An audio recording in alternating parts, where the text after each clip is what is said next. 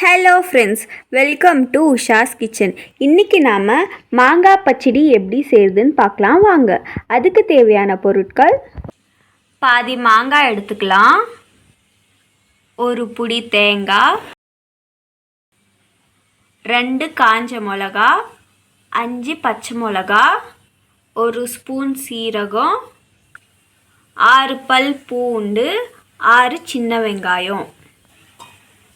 தேங்காய், மாங்காய், பச்சை மிளகா, காஞ்ச மிளகா, பூண்டு, வெங்காயம்,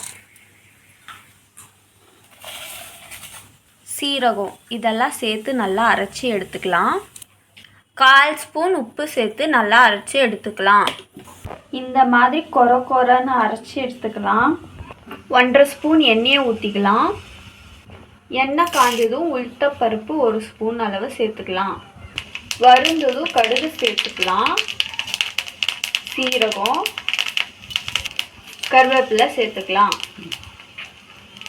கடுகு பொரிஞ்சதும் தாளிச்சதை எடுத்து மாங்காயில் சேர்த்துக்கலாம்.